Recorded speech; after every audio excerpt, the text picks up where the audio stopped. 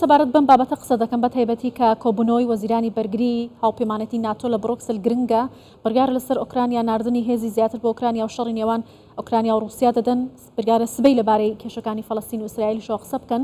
من زیاتر سەبارەت بۆ بابەتانە قسە دەکەم لەگەڵ میوانەکەم بەڕێز دکتۆر بەیار دۆسکی مامۆستای پەیوەندی نێودەوڵەتی لە زانکۆی کوردستان لە هەولێرەوە لەگەڵم دەبێت. دکتۆر بەیار ئەم کاتت باش. وەزیرانی بەرگری وڵاتانی ئەنجام لە ناتۆ لە بڕۆکسل لە کۆبوونەوەدان ئەوان باس لە پرسی رووسیا و ئۆکرانیا هاوکات کێشەی نێوان فەڵەستین و ئیسرائیل دەکەن. پێتان وایە ئەم کێشە نوێیە کە لە ڕۆژهەڵاتی ناوەڕاست سەری هەڵداوە هیچ کاریگەری لەسەر گۆڕینی هاوکێشەکانی شەڕی رووسیا و ئۆکرانیا دەبێت؟ بله زۆر سپاس. طبعا دوو خسارەتی gelek گەورە هەنە دوو ڕاوی gelek گەورە هەنە لەو شارە بێجگە لە ئیسرائیل. یەک سعودیایە و ئەو دەوڵەتە عەرەبیەکانی دیکە کە ئەوانەی لە پرۆسەیەک بوون کە پەیمانی ئاشتی لەگەڵ ئیسرائیل بکەنەوە. دووش بەڕاستیش دژبەرەکانی رووسیا لە ئۆکرانیا. بڕاستیژی ئەو شارە تقریبا ینی فۆکەس لەسەر ئەو هەردوو مەسەلەی سعودیا و ئاشتی لەگەڵ ئیسرائیل ئەوە بوو مەودایەکی نادیار بەڕاستی تەئجیل کرد. بۆ مەسەلەی ئۆکرانیاش زۆر مەترسی ئەوە هەیە کە فۆکوسەکەی ئەوروپیەکان فۆکوسەکەی ئەمریکا کە هاوپەیمانی هەری نزیکی ئیسرائیلە منتەقەیەدا ینی دوور خستەوە. ئەو میتینگی ئەمروش ئەو مفاوضاتی ئێستا دەکرێن لە ناتۆش هەر بۆ هەندێک کە یەکەم جار دەعمێکی معنەوی بدەنە ئیسرائیلی بەس دووەم جار جەختی لەسەر ئەوە بکەنەوە کە فۆکوس لەسەر شەری ئۆکرانیا لەسەر زەختکردن لەسەر رووسیا بەڕاستی نابێت لەوە زیاتر دوور بکەوتەوە. تایبەتیش ینی مەسەجەکە وازح دەبێت کە ئەو شەڕی ئێستا حەماس و ئیسرائیل گەورەتر لێ نەئێتن و نەبتە شەڕێکی هەرێمایەتی کە یەکجار فۆکوسی غەرب بوو. باشە دکتۆر بەیار پێتان وایە ئەمە جەمسەربەندی وڵاتانی زلهێزی جیهان لە ڕۆژهەڵاتی ناوەڕاست بەرامبەر بە یەکتر دەگۆڕێت؟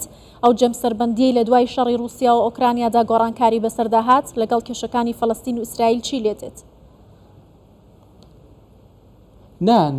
ناگۆڕێتن بەس ئەوەژی دزانی ساحەکە و ئەنجامەکە بوو ئێستا ئێستا هەوڵانە ینی ئەنجامی شارەکەت بەرەیەکی دیکەی شاری ئۆکرانیا بەرەیەکی دیکەی شاری منافەسەی سین لەگەڵ ئەمریکایە بەرەیەکی دیکەیە مەسەلەن شاری ئیرانە لەگەڵ غەرب ینی ساحەیەکی دیکەیە بڕواناکەم ینی زۆر تەحلیلاتمان جێلێ بۆ 11 سەپتەمبەرێکی ئێک دیکە و من خۆم بەڕاستی بەو شێوازە تەماشا ناکەمەوە چینکە هەر کەسێک تەماشا بکەن ینی ئەنجامەکانی شتێکی ئەو شتە گەورەتر لێ بێتن زۆر مەترسینە لەسەر هەر کەسێک حتا ئیران بخۆیژی ئێستا ئیران سەرکەوتووەکی گەورەی بێدەنگە لەو شەڕە بەس بڕواناکەم ئیرانیش زیاتر لەوە مەسەلەن خۆی دەربختەوە و من بە تەسەوری من یعنی بەڵێ دکتۆر بەیار بەڵێ شەڕەکە هەر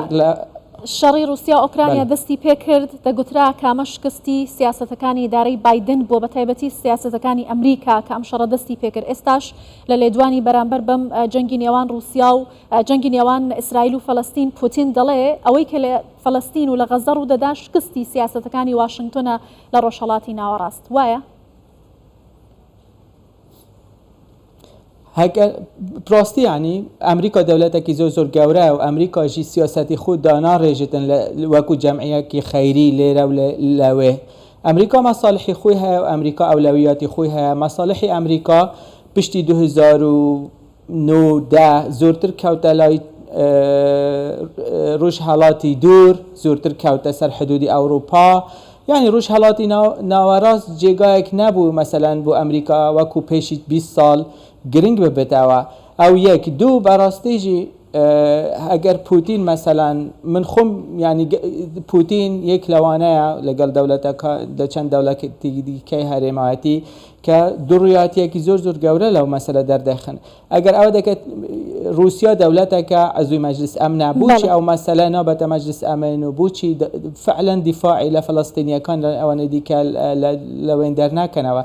تأكيد مسألة سياسة أمريكا وكومن قد سياستك حساباتي خوي هنا وأمريكا دولتك زلهزة زور جورايا يعني تبريارك دادت أو أي دادت چندين سال پیدا چن يعني أو فوكوسا بگورتن وأمجا تقييمي بكي بس تأكيد هاو پیمانه كاني أمريكاش كوتنا غلطي جورا بتايبتي نتنياهو ك سياستي ولا إسرائيل ولا منطقة رشالتنا براستي ایشی ئەمریکای زۆر زەحمەتی کرد. بەڵێ بەڕێز دکتۆر بەیار دۆسکی مامۆستای پەیوەندی نێودەوڵەتی لە زانکۆی کوردستان لە هەولێرەوە لەگەڵ کوردستان 24 بووی سپاس.